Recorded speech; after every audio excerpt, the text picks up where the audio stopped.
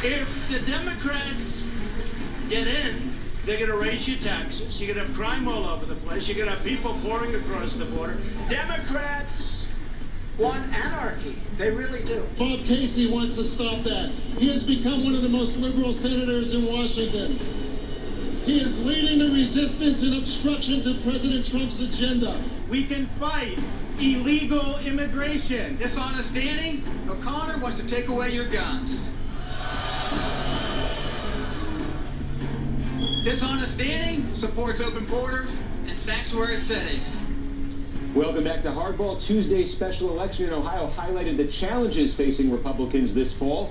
Wary to campaign on the tax cuts they passed, which are polling negatively. They may be turning to a new strategy, as the Associated Press writes. Quote, as Republicans enter the final months of the primary season, they're looking ahead to a general election strategy of embracing anxiety as a tool to motivate voters. For more, I'm joined by the Hardball Roundtable, Emily Ngo, national political reporter for Newsday, Eddie Glaude, professor at Princeton University, and Noah Rothman, associate editor with Commentary Magazine. I mean, Eddie, it's one way to look at this is, we were just talking about this in the last block, the White House party almost always loses seats in midterms. The opposition party can just say, don't you want a little bit of a check? And that seems to sell well with voters. This is an attempt, perhaps, by Republicans to try to tell voters, hey, the other option is worse. Well, yeah, I mean, I don't know how successful they will be. It's very difficult to kind of develop a clear and coherent message when the message of the party is a personality. Donald Trump is the Republican Party. So I don't know how you make an argument around conservative policies when the avatar of the party isn't conservative, when the avatar of the party is a kind of shall we say, a firestorm of controversy. So it's very difficult to get out from under him. And I suppose you can demonize the other side, but Trump takes up so much oxygen that I don't know how the Republican Party can message. That's an interesting question, too, Emily, because we're getting the impression here, I think, that Donald Trump is going to spend an awful lot of time this fall on the campaign trail. And when you see he's out there, they may hand him a script, but we've seen this how many times. He goes off the script, he tries to read the crowd, he says something, and it suddenly becomes the new national political debate for a week. In the end, is that the only message voters are going to hear from Republicans? You know, might be the last thing they hear, and depending on how close to the election he stumps for that candidate, it might not be a very great message to send across. His popularity, his appeal, his celebrity, it doesn't necessarily translate. It's not transferable, and we see that. We've seen it in a couple examples when candidates get behind him, full-throated or halfway, they might not be so successful. Well, no, it also gets to a question, too, about what is it? There was some surge, I think, in turnout that Donald Trump benefited from, especially in rural areas, the northern sort of tier of the country in 2016. I looked at Ohio 12 this week. The places that surged to Trump in 2016, they were strongly Republican, but the energy level was low there relative to the suburban parts of the district. What is it that motivated them in 2016, and can that be replicated anyway in 18? Yeah, the dirty secret is that Republican voters are depressed. They're not happy about what's happening in Washington under united Republican governance, and that's why you have an almost explicitly negative message coming from these candidates. And political professionals will tell you, negative messaging works, right? Sure. But this is a referendum on Donald Trump.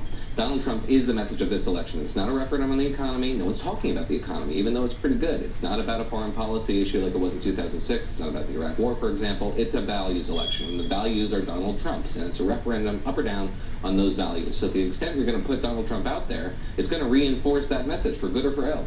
What did they want? What's your reading on it? There's the debate that, as best I can see, was it cultural stuff that resonated in rural areas in the heartland? Was it trade? Was it economic? Was it more of a populist economic message? 2016? Yeah.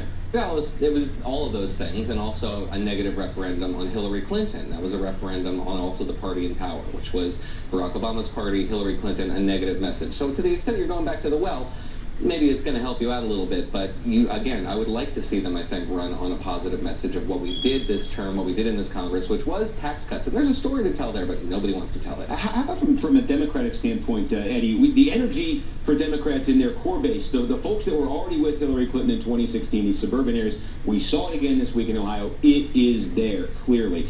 I look to those other areas, those rural areas I talk about. The thing that was so striking to me in Ohio this week was there are parts of that district that Obama won. As recently as 6 years ago, Barack Obama was able to go in and win these parts of the district that are now voting Republican by 30 or 35 points. Is there a message from Democrats to them this midterm, or is the Democratic strategy basically, no, our folks are energized and we're going to ride that? Well, I think it's a combination. They must have a message, right? And I think that message has to do with this is the vote of your life, right? That the direction of the country is not a good direction for you or your children, and that we need a new set of policies, right? It's not just simply Donald Trump, it's a set of policies, right? It's deconstructing the administrative state, it's deregulation, it's a range of things that are following on the heels of Republican control. But I think what's interesting about this year, in 2016, we had Hillary Clinton. We had, in some ways, an unmotivated base. African Americans didn't turn out at the same level. We had questions around voter suppression that impacted Michigan, that impacted North Carolina, right? Those things, in terms of motivating black voters, that's not quite the issue now. And then, of course, there's some issues, stuff around Russia. So I think folks are excited. Donald Trump shows up anywhere. The Democratic base will be motivated. And more importantly, I think those folks who don't vote, who haven't voted previously, if he shows up on the scene, they will be motivated to show up, and that can have some impact. Well, that is a dilemma too, I think, for a lot of Republican candidates. We saw it. I keep talking about Ohio; it's so fresh on my mind. But there was, he campaigned for Balderson, the Republican, at the last minute. The next day, John Kasich, the governor, is out there saying, "Hey, I'm not sure Balderson actually wanted him to do that." Republican candidates in potentially competitive races, and at the House side, there's 5, 6 dozen of them. Do they want him out there campaigning for them? I mean, it'd be hard for them to make up their minds. I mean, these races, especially on Tuesday night, show the import of the suburban voter too. That swing voter, that purple voter. When we think about Republican policies that should be touting for a positive effect, like the passage of the new tax law, it doesn't help those in the suburbs. So they'd like to tamp that down, and whether Donald Trump comes out there and talks about the tax law or about himself, that remains to be seen. All right, Roundtable is staying with us. Up next, Trump allies are reportedly trying to draw former White House Communications Director Hope Hicks back into Trump's inner circle as she really put D.C. in her rearview mirror. You're watching Hardball.